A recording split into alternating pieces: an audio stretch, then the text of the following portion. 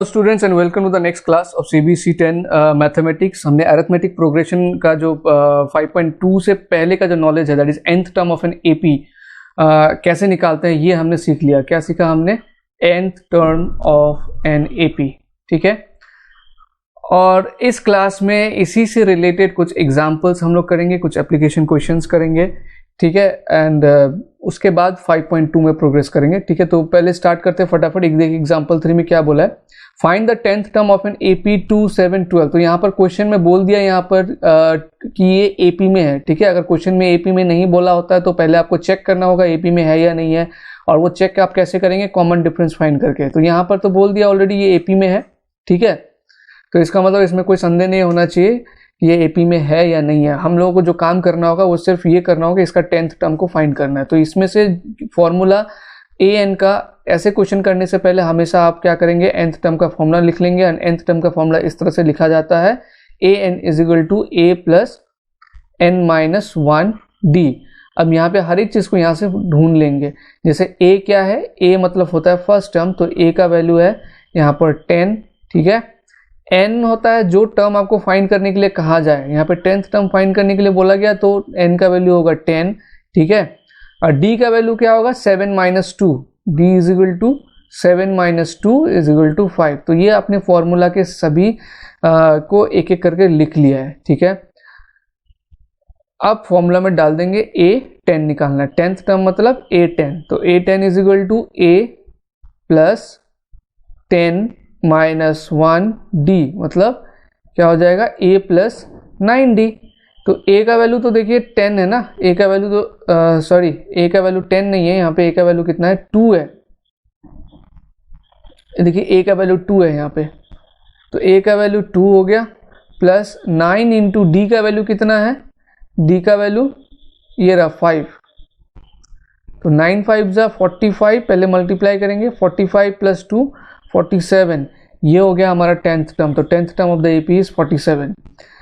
Example 4 में क्या बोला है? Which term of the AP 21 18 15 is -81। तो यहाँ पर पूछा कि कौन सा वाला टर्म -81 है। ये नया टाइप का क्वेश्चन है, ध्यान से देखना।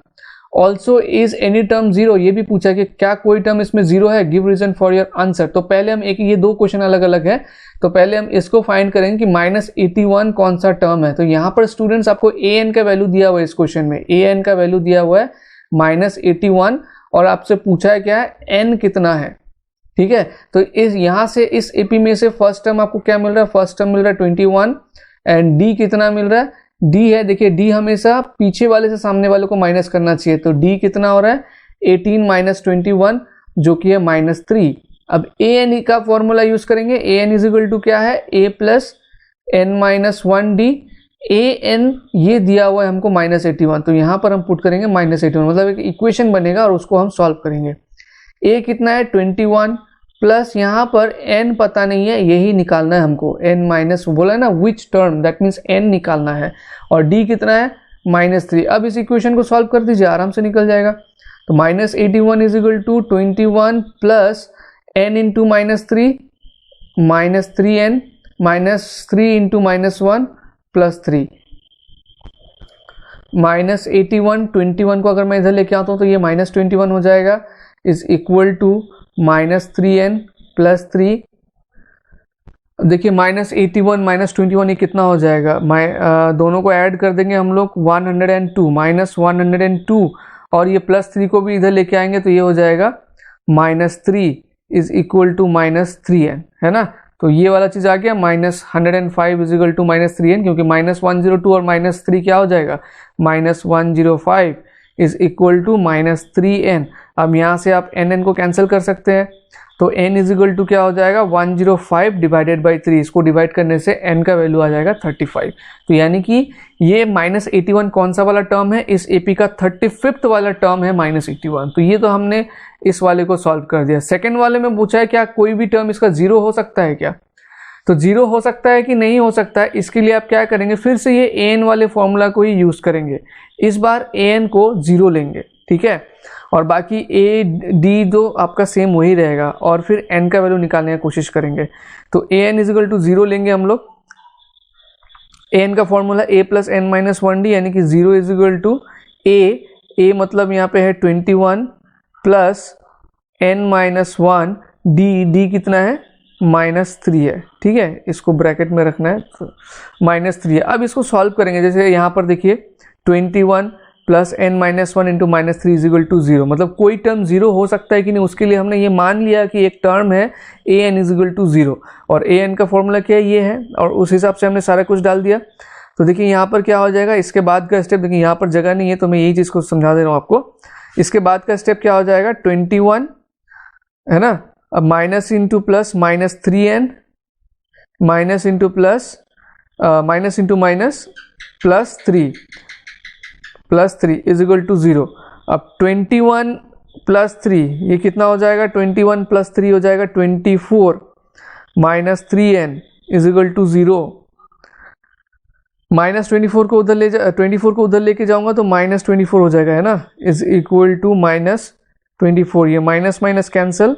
उसके बाद n इज इक्वल टू 24/3, 24/3 मतलब कितना, n इज इक्वल टू 8। तो n का वैल्यू अगर नेचुरल नंबर में आ जाता है तो तब पॉसिबल है कि ये जो क्वेश्चन में पूछा है कोई टर्म 0 हो सकता है कि नहीं, तब पॉसिबल है। तो n का वैल्यू हमारा 8 आया है, दैट मीन्स ये पॉसिबल है एनी टर्म 0, यानी yes there is a term 0, और वो कौन सा वाला टर्म है, वो है 8th टर्म। तो आप लिखेंगे yes the 8th term is 0। तो ये क्वेश्चन को थोड़ा अच्छा से प्रैक्टिस करना एक इंपॉर्टेंट वाले कैटेगरी में रख के, ठीक है, क्योंकि यहाँ पर एक साथ में 2 क्वेश्चन हो गया, क्योंकि कभी कभी क्वेश्चन में सिर्फ इतना पूछा जाता है, कोई कोई क्वेश्चन में इतना पूछा जाता है, तो यहाँ पर दोनों एक साथ, एक मतलब 2 टाइप का क्वेश्चन एक साथ आपका हुआ है यहाँ पर, ठीक है। तो एग्जाम्पल 4 बहुत ही केयरफुली ध्यान से समझना। नाउ एग्जाम्पल 5 करेंगे हम लोग। ये स्टूडेंट्स एग्जाम्पल 5 में क्या बोला है, determine the AP whose third term is 5 and 7th term is 9। बहुत ही इंटरेस्टिंग क्वेश्चन है। यहाँ पे 2 अलग अलग आपको टर्म दे दिया, एक दिया थर्ड टर्म मतलब A3 दिया है आपको, ठीक है, A3 इज इक्वल टू 5 दिया है, और एक दिया है 7th टर्म कितना दिया, A7 इज इक्वल टू दिया है 9। तो यहाँ से 2 अलग अलग इक्वेशन बना देंगे हम लोग। A3 इज इक्वल टू क्या हो जाएगा, A+2D हो जाएगा, थर्ड टर्म है ना, A+3 - 1D, तो ये हो जाएगा A+2D is equal to 5, equation 1 लेंगे हम, ठीक है। And A7 is equal to 9 है, तो A7 क्या हो जाएगा, A+7 - 1D मतलब A+6D इज इक्वल टू 9। ये हो गया सेकंड इक्वेशन। अभी आप रिकॉल कीजिए pair of linear equation in 2 variable आप कैसे सॉल्व करते थे। तो यहाँ पर भी आपका 2 वेरिएबल दिख रहा है, आपको उस हिसाब से सॉल्व करना है। यहाँ पे सीधे सीधे आप एलिमिनेशन मेथड अगर लगा देंगे, जैसे कि सब्ट्रैक्टिंग 2 from 1, अगर हम लोग करते चलिए, यहाँ पे करके दिखाता हूँ, यहाँ पे दिखाया हुआ नहीं है, subtracting equation 2 from equation 1, equation 2 को हम इक्वेशन 1 से सब्ट्रैक्ट कर रहे हैं, तो क्या हो जाएगा, A+2D is equal to 5 and यहाँ पर हो जाएगा A+6D इज इक्वल टू 9। तो सब्ट्रैक्ट करने का मतलब ये माइनस हो जाएगा, ये भी माइनस हो जाएगा, ये भी माइनस हो जाएगा। अब देखिए प्लस A माइनस A तो कैंसिल, 2D - 6D क्या हो जाएगा, -4D, और 5 - 9 हो जाएगा -4, ये माइनस माइनस कैंसिल। तो यहाँ से आपको D इज इक्वल टू 4/4 कितना मिल गया, D इज इक्वल टू 1 मिल गया, ठीक है। तो ये D इज इक्वल टू 1 जो है ऐसे करके आया, आपको सॉल्व करके दिखाना होगा। फिर A का वैल्यू निकल जाएगा, D इज इक्वल टू 1 कोई भी इक्वेशन में पुट कर दीजिए, putting D is equal to 1 in equation 1 we get, अब इसमें D is equal to 1 put कर देते हैं, तो A+2 × 1 इज इक्वल टू 5, 1 में भी पुट कर सकते हैं, 2 में भी पुट कर सकते हैं, आपकी मर्जी है, ठीक है। तो A is equal to 5 minus ये 2 को इधर लेके आएंगे, 2 × 1 2 होता है, इसको इधर लेके आते हैं, तो therefore A is equal to क्या आ गया, 3। तो A और 3 तो हमको मिल गया। और क्वेश्चन में क्या बोला है, डिटरमाइन द AP बोला है, तो फर्स्ट टर्म आपको पता चल गया 3 एंड D का वैल्यू आपको पता चल गया 1, तो सेकंड टर्म हो जाएगा 4, 2-3 टर्म और लिख दीजिए, फिर डॉट डॉट डॉट करके छोड़ दीजिए, क्योंकि ये इनफाइनाइट AP है, ये इस तरह का AP है, ये आता जाएगा, तो आपको 3-4 वैल्यू निकाल के छोड़ देना है, ठीक है। अच्छा क्वेश्चन था। नाउ एग्जांपल 6 देखते हैं। बोला check whether 301 is a term of the list of numbers 5, 11, 17, 23। तो यहाँ पर लैंग्वेज पे आपको ध्यान देना है स्टूडेंट्स, ठीक है। इतने सारे क्वेश्चन में बोल दे रहा था हमको AP, लेकिन इसमें बोला नहीं है AP, इसमें लिस्ट ऑफ नंबर्स दिया, बोला है कि लिस्ट ऑफ नंबर्स 5, 11, 17, 23। तो पहले तो आप इसको ये बताएंगे ये AP में है कि नहीं है। उसके लिए हम क्या करेंगे, उसके लिए हम a2 माइनस a1 करेंगे, ये हमारा a1 है, लिख लेंगे a1 is equal to 5, a2 is equal to 11, a3 is equal to 17, a4 is equal to 23। तो AP में है या नहीं याद कीजिए, कैसे करना था मैंने सिखाया था, सब हमको निकालना है, a2 माइनस a1 निकालना है, a3 माइनस a2 निकालना है, a4 माइनस a3 निकालना है। अगर ये तीनों सेम आता है, जैसे इसमें 6 आ रहा है, दैट मीन्स हमको ये पता लग जाएगा ये किस में है भैया, ये AP में है। तो हम लिख देंगे as the common difference is same so given list of numbers are in AP। तो अगर ये AP में है, हमको ये चेक करना है कि ये जो 301 है इसका कोई टर्म हो सकता है या नहीं हो सकता, जो अभी अभी हमने एग्जाम्पल 4 में एक टाइप ऑफ क्वेश्चन किया था। यानी कि ये हो जाएगा हमारा an एंड an का इक्वेशन बना के हम पता कर लेंगे कि ये इसका हो सकता है कि नहीं हो सकता है कोई टर्म। तो लेट 301 बी अ टर्म, हमने लिख दिया let it be nth term. तो an का फॉर्मूला डाल दो, an is equal to a plus n minus 1d, और an हमारे पास है 301। अब इसको सॉल्व करके हम n का वैल्यू फाइंड करेंगे। अगर n का वैल्यू नेचुरल नंबर में आ जाता है तब हम बोलेंगे कि यस इट इज पॉसिबल। तो a हमारा यहाँ पे फर्स्ट टर्म है जो कि है 5 प्लस n माइनस 1, d हमारा है 6। सॉल्व करेंगे आप, 301 is equal to 5 plus 6n minus 6। तो ये 5 प्लस 5 माइनस 6 क्या होगा, माइनस 1 आ जाएगा। माइनस 1 को इधर लेके आएंगे हम लोग तो वो क्या हो जाएगा, plus 1। 301 plus 1 is equal to 6n। तो 301 प्लस 1 क्या हो जाता है students, 302 is equal to 6n। उसके बाद इस स्टेप को देखिए आप, तो 6 को जो है इधर लेके आ गया तो n इज इक्वल टू 302/6 हो गया इज इक्वल टू 151/3। तो जो काउंट ऑफ टर्म्स होता है ना वो कभी फ्रैक्शन में नहीं हो सकता, वो एग्जैक्ट नेचुरल नंबर में होगा। तो n का वैल्यू क्योंकि नेचुरल नंबर में नहीं आया तो इसका मतलब ये जो 301 है ये इस AP का टर्म नहीं हो सकता। ठीक है, तो आप लिखेंगे n should be A positive integer. y, क्योंकि y का आंसर तो यही है कि हम लोग काउंट ऑफ ये टर्म्स निकाल रहे हैं, तो that can not be in fraction, वो हमेशा पॉजिटिव इंटीजर होगा या नेचुरल नंबर पे आएगा। ये भी आप बोल सकते हैं कि it should be natural number या फिर पॉजिटिव इंटीजर। ठीक है, because positive integer are nothing, it's natural number only. So 301 is not a term of the given list of numbers. ठीक है, this is also a very good question for practising. इस तरह का question आपको और मिलेगा, बार बार प्रैक्टिस कीजिए। यहाँ पे एक टर्म दिया है, पूछा है कि ये इसका टर्म है कि नहीं। इसके लिए हम क्या कर रहे हैं, n का वैल्यू फाइंड कर रहे हैं। n अगर एग्जैक्टली नेचुरल नंबर पे आ जा रहा है देन वी आर सेइंग कि yes it is possible term of an AP। ठीक है, इसमें नहीं आया, फ्रैक्शन में आया, इसलिए ये पॉसिबल नहीं है। इससे पहले वाले क्वेश्चन में 4 में जो हमने किया था वो पॉसिबल था। ठीक है, क्योंकि वो नेचुरल नंबर पे आया था वैल्यू या पॉजिटिव इंटीजर पे आया था। ठीक है, अब देखते हैं एग्जाम्पल 7 और इंटरेस्टिंग क्वेश्चन है। वाओ, बोला how many 2 digit numbers are divisible by 3। अब सोचिए कितना सारा 2 डिजिट नंबर है जो डिविजिबल बाय 3 है, वो AP से हम लोग तुरंत, ये जो AP का सीख रहे हैं हम, इससे हम लोग तुरंत बता सकते हैं। वैसे अगर आपको पूछा जाए कि how many 2 digit number divisible by 3, आप क्या करेंगे, 3 का टेबल लेके बैठ जाएंगे, उसमें कितना टाइम लगेगा ना। ये जो तरीका मैं आपको बताने वाला हूँ, देखिए इसमें कितना जल्दी हो जाएगा।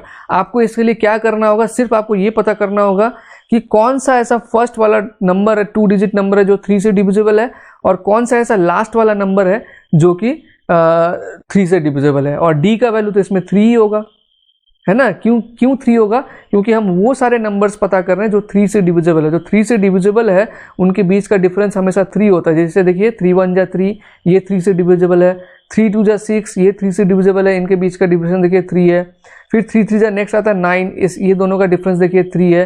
तो यानी कि जो नंबर, अगर लिस्ट ऑफ नंबर्स हम बनाएं जो 3 से डिविजिबल हो रहा है, उनका जो D होगा, कॉमन डिफरेंस होगा, वो क्या होगा, 3 ही होगा। तो इस तरह से अगर क्वेश्चन में 4 दिया जाए, how many 2 digit number divisible by 4, तो उसका भी D आपका 4 आएगा। How many 2 digit number divisible by 5, तो उसका D का वैल्यू 5 ही आएगा। ये चीज़ आपको दिमाग में रखना एक ट्रिक है। ठीक है, ये तो the list of 2 digit number which is divisible by 3। पहले तो हम ये पूरा लिस्ट नहीं भी लिखने से हम एटलीस्ट फर्स्ट वाला और लास्ट वाला लिख लेंगे। तो फर्स्ट वाला 2 डिजिट नंबर कहाँ से स्टार्ट होता है स्टूडेंट्स, 10 से स्टार्ट होता है। तो 10 3 से डिविजिबल है क्या, नहीं है। 11 3 से डिविजिबल है, नहीं है।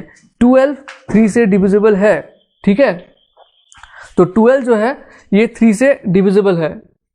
ठीक है, तो ये हो गया first number which is divisible by 3। हम क्या लिखेंगे, फर्स्ट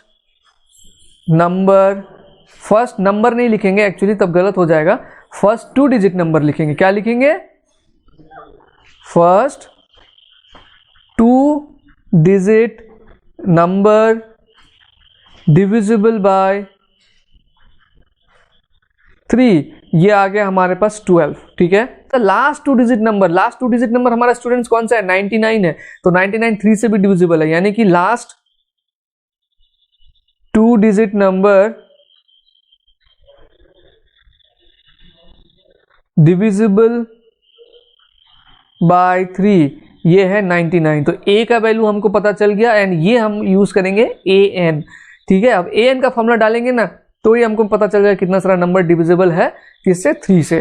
तो यहाँ पर फर्स्ट नंबर आपको पता चल गया, उसके बाद लास्ट नंबर पता चल गया। नाउ अभी आप क्या करेंगे, 2-3 और नंबर निकाल लेंगे एंड ये प्रूफ करने के लिए निकालेंगे कि ये एपी में है, ठीक है। ये जो लिस्ट ऑफ नंबर्स आएगा ये एपी में है, ये प्रूफ करने के लिए इसके बाद हम लोग सेकेंड टर्म थर्ड टर्म ये निकाल लेंगे, ठीक है। अब आप इसको ऐसे भी लिख सकते हैं एंड ऐसे भी लिख सकते हैं। तो मुझे समझाना था इसलिए मैंने डिटेल में बताया कि the list of 2 digit number which are divisible by 3 are 12, 15, 18 and मेरे ख्याल से ऐसा लिखना ज्यादा इजी रहेगा, ठीक है। ये मेरे को समझाना था आपको।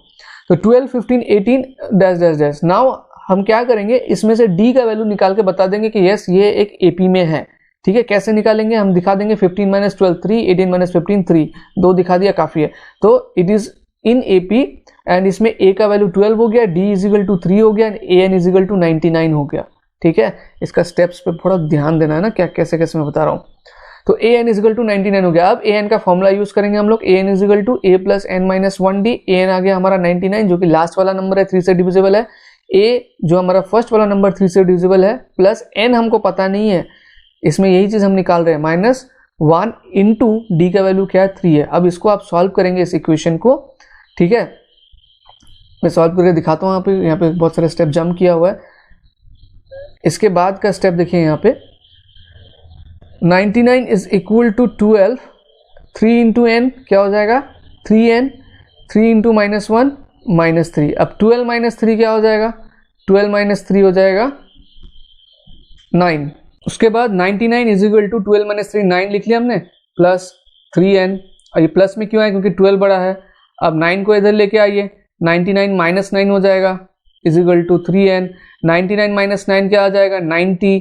ये 3 को इधर लेके आइए तो डिवाइडेड बाय 3 हो जाएगा n। तो यहाँ से आपको n का वैल्यू कितना मिल रहा है, n = 30। तो n = हमारा 30 है। तो यानी कि how many 2 digit number are divisible by 3, there are 30 2 digit number which are divisible by कितना, 3।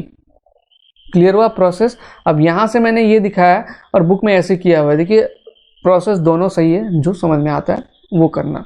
ये मैं इसलिए बताता हूँ कि कई सारे स्टूडेंट्स जो है वो स्टेप जंप करने समझ नहीं पाते हैं, तो इसीलिए मैं क्लास में जो है हर एक स्टेप करता हूँ। अगर आप ये सोचें कि सर बहुत लंबा करते हैं तो ये नहीं सोचना। अगर मेरा कहना ये है कि मैं एवरी स्टेप इसलिए दिखाता हूँ कि ताकि सबको समझ में आए। और हाँ, अगर आप 1-2 स्टेप जंप करके कर सकते हैं, इतना कॉन्फिडेंस आप में है तो कर सकते हैं, कोई दिक्कत नहीं। लेकिन ज़्यादा ओवर कॉन्फिडेंट या ज़्यादा स्टेप आप जंप मत करिए, तब उस समय कैलकुलेशन गलत हो सकता है, ठीक है। जैसे कि यहाँ पर बुक में ये जो किया हुआ है ये एक्सेप्टेबल है एंड कुछ बच्चे इसको समझ भी जाएंगे, बट कुछ लोगों के लिए ये दिक्कत हो सकता है, इसलिए मैं सिंपलेस्ट वे चूज कर लेता हूँ जिसमें 1-2 स्टेप एक्स्ट्रा भी होता है। बट ये नहीं समझना कि हमको भी इतना ही लंबा करना है।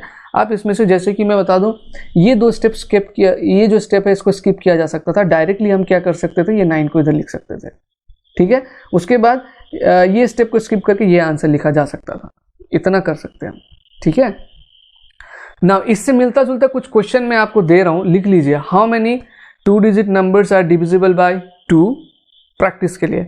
How many 3 digits number are divisible by 3, how many 2 digits number are divisible by 5। ये 3 क्वेश्चन और आप कर लीजिए तो ये जो प्रोसेस होगा आपको क्लियर हो जाएगा। फिर से लिख लीजिए क्वेश्चन को, how many 2 digits number are divisible by 2, how many 3 digits number are divisible by 3, how many 2 digits number are divisible by 5। ठीक है, प्लीज प्रैक्टिस इट। ये भी एक एक्सीलेंट क्वेश्चन था एंड यस इजी तो है, लेकिन कुछ लोगों के लिए ये क्वेश्चन टफ लग सकता है, तो बाद में फिर से ना इस एक्सप्लेनेशन को आप देखना अच्छे से, ठीक है। एपी एक्चुअली बहुत इंटरेस्टिंग चैप्टर है, इसका कैलकुलेशन इतना अच्छा लगता है, समझाने में मज़ा आता है, और अगर आपको समझ में आ जाए तो आपको भी बहुत मज़ा आएगा, ठीक है, ये गारंटेड है। Example 8, find the 11th term of the from the last term towards the first term. अच्छा, ये क्वेश्चन थोड़ा घुमा के ट्विस्ट करके दिया हुआ है। बोला आपको 11th टर्म निकालना है स्टूडेंट्स, लेकिन अब तक हम सामने से 11th टर्म निकाल रहे थे, लेकिन मतलब सामने से टर्म कर, इस बार बोल दिया आपको कि पीछे से 11th टर्म निकालो। लो कर लो बात, पीछे से 11th टर्म निकालने के लिए बोला है। ठीक है, तो इसके लिए इजी सा तरीका मैं आपको बता देता हूँ। यहाँ पर जो भी करा है रहने दीजिए। आप क्या करेंगे, एपी को रिवर्स कर देंगे, लिखेंगे reversing the AP, reversing the AP we get, मैं ये इसलिए बता रहा हूँ क्योंकि बहुत लोगों के लिए इजी हो जाएगा, -62। ठीक है, थोड़ा सा कुछ रख दीजिए, एक दो टर्म और लिखेंगे, उसके बाद क्या है पीछे से लिखेंगे तो 4, 7 एंड 10। ठीक है, ये आपको मिलेगा।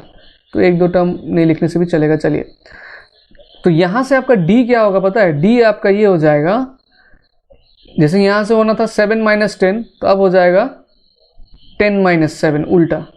ठीक है, डी क्या हो जाएगा 10 - 7, तो डी हो जा रहा है इसमें 3।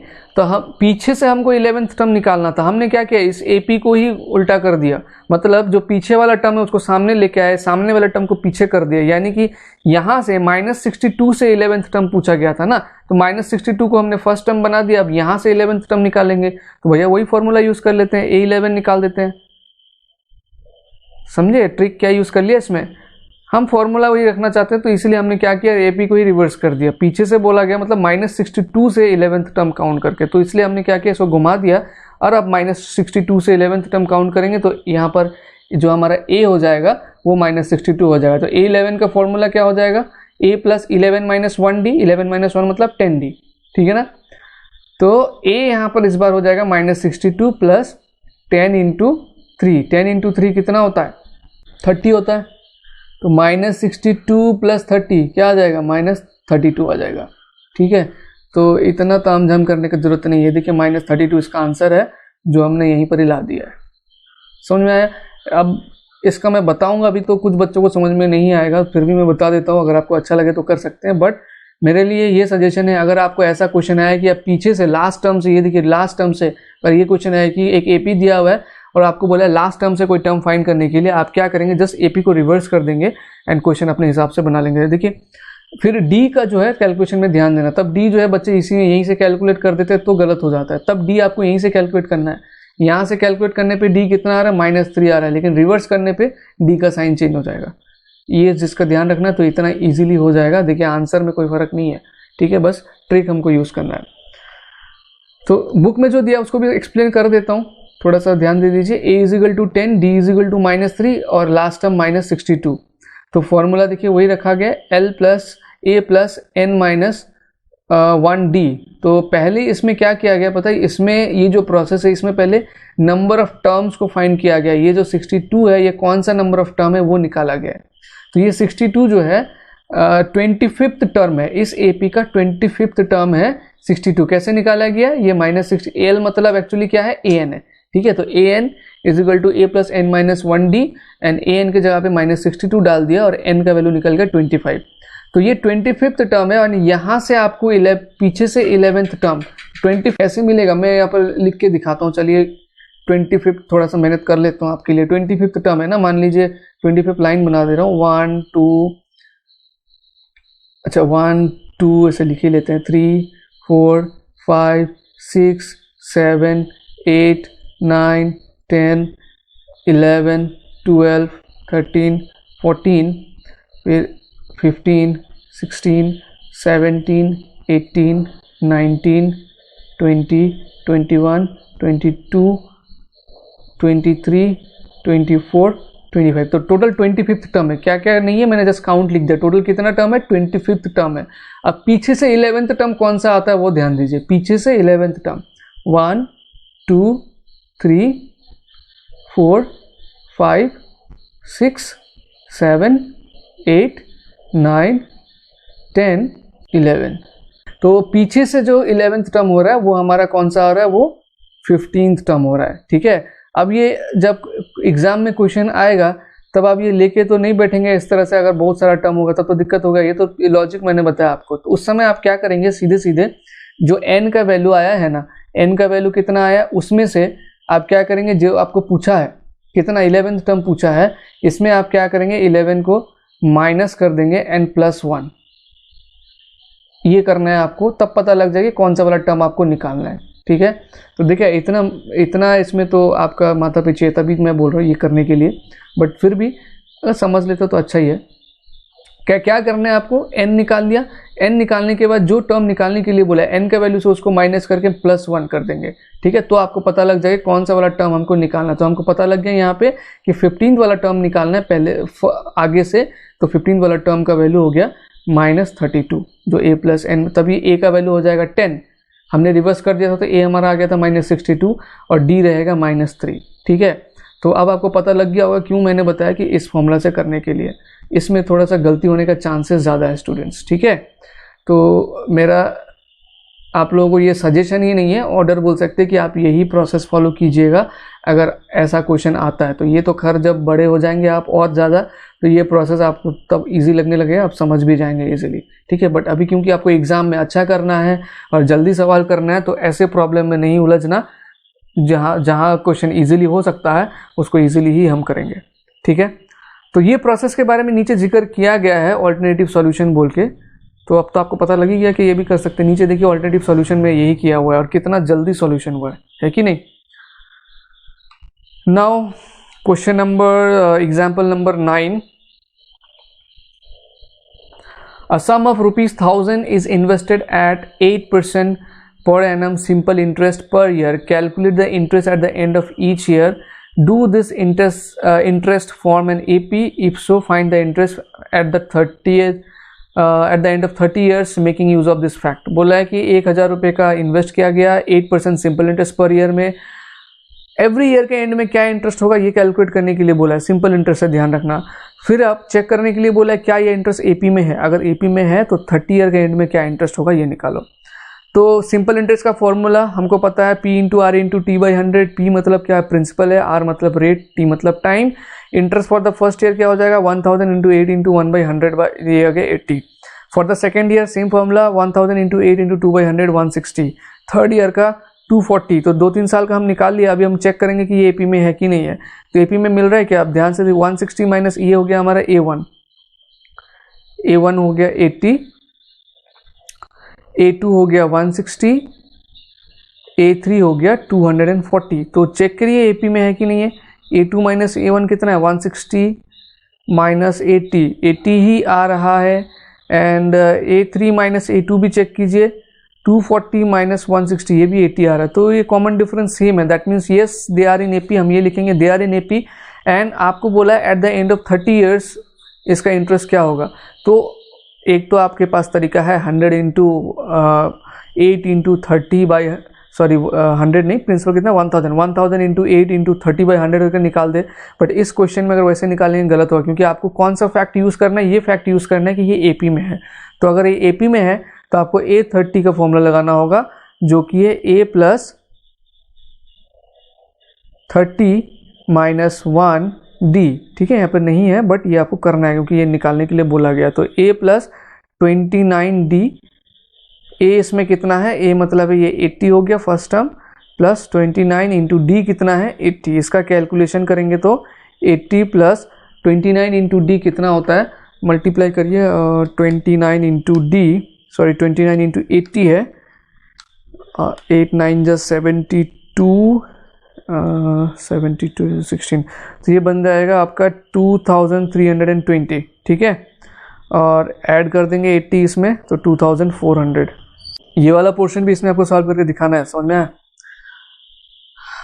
एक के बाद एक अच्छा क्वेश्चन आ रहा है, मतलब सभी क्वेश्चन में बोल नहीं सकता कि ये अच्छा नहीं हुआ है, मतलब सभी क्वेश्चन आज अब आपका जो है अच्छा भी है एंड इम्पॉर्टेंट भी है। नाउ एग्जाम्पल 10 में देखिए, बोला in a flower bed there are 23 rose plants in the first row, 21 in the second, 19 in the third and so on. ठीक है, 23 rose plant in the first row, 23, ठीक है, 23 then 21 then 19।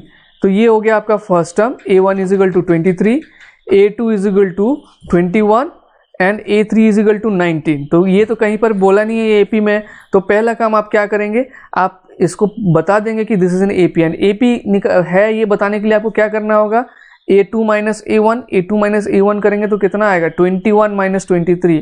बहुत बच्चे लोग गड़बड़ी क्या करते थे कि बड़े से छोटे को माइनस करने का चक्कर पे A1 माइनस A2 करते हैं, ऐसा नहीं करना है, हमेशा पीछे वाले से सामने को करना है। तो A2 माइनस A1, तो 21 माइनस 23 क्या हो गया -2। तो D का वैल्यू प्लस में भी आ सकता है, माइनस में भी आ सकता है, जीरो भी आ सकता है, पहले बताया हुआ, तो इससे घबराना नहीं कि D माइनस कैसे आ गया। उसके बाद A3 माइनस A2 करेंगे तो 19 माइनस 21 अगेन 19 माइनस 21 माइनस 2, अरे वाह D तो सेम आ गया -2 आ गया, इसका मतलब ये AP में है। तो फिर हम कंक्लूड करेंगे इट इज इन AP। अगर ये AP में है फिर हमको बोला है there are 5 rose plant in the last row, how many rose are there in the flower bed. तो ये हमको लास्ट टर्म भी दिया हुआ है, ये जो देयर आर 5 रोज प्लांट बोला ये हमको लास्ट टर्म, मतलब ये हो जाएगा हमारा AN। एंड पूछा how many rose are there in the flower bed, तो हमको N का वैल्यू निकालना है। क्या निकालना है, N का वैल्यू। तो सेम AN का फॉर्मूला यूज करेंगे, AN is equal to A plus N minus 1D, and AN हमारा जो लास्ट वाला टर्म है 5, तो ये हो गया AN। A का वैल्यू स्टूडेंट्स कितना है 23, फर्स्ट वाला टर्म होता है हमेशा A, तो 23 प्लस N माइनस N तो हमको पता नहीं है, तो N ही रहेगा -1, एंड D हमने निकाला हुआ है कितना -2, तो ये -2 पुट कर दिया यहाँ पे। अभी ये -18 कहाँ से आया, 23 को हमने यहाँ लेके आया एक्चुअली, तो 5 माइनस 23 हो गया -18, ये N-1 इंटू -2। अभी इसके बाद वाला स्टेप अगर मैं दिखाऊं ब्रेक करके आपको, -18 इज इक्वल टू क्या हो जाएगा, -2 इंटू N, -2N, -2 इंटू -1 +2 हो जाएगा। +2 को आप इधर लेके जाएंगे तो -18 -2 इज इक्वल टू -2N। अब -18 -2 क्या हो जाएगा, -20 हो जाएगा इज इक्वल टू -2N। ये माइनस माइनस क्या हो जाएगा, कैंसिल, 20/2 10 हो जाएगा, तो N इज इक्वल टू 10, यानी कि 10th वाले रो पे जो फ्लावर, जो 10th वाला जो रो होगा उसमें नंबर ऑफ रोज कितना होगा, 5 होगा। ये हमारा आंसर है, ठीक है। तो ये भी क्वेश्चन जो है बहुत ही अच्छा क्वेश्चन था। आज का क्लास का जो स्टूडेंट्स मैं बोलूँगा सच में कि आज का जो क्लास का जो क्वेश्चन है बहुत ही अच्छा क्वेश्चन है, आपको बहुत कुछ इसमें अच्छा सीखने के लिए मिलेगा। प्लीज़ हर एक क्वेश्चन को अच्छे से प्रैक्टिस कीजिए। 5.2 में इस तरह के क्वेश्चन हम लोग बहुत करने वाले हैं, सब क्वेश्चन को अच्छे से प्रैक्टिस कीजिए। एंड कोई भी डाउट हो, डाउट नहीं रहना चाहिए, तब मज़ा नहीं आता है कि हमने इतना मेहनत से पढ़ाया और डाउट रह गया है। कोई भी डाउट हो प्लीज़ आप क्या करिए, मेरे को बताइए, ठीक है, कि क्या क्या आपका डाउट है, ठीक है। तो मिलते हैं नेक्स्ट क्लास में, तब तक अपना ध्यान रखिए, बाय बाय।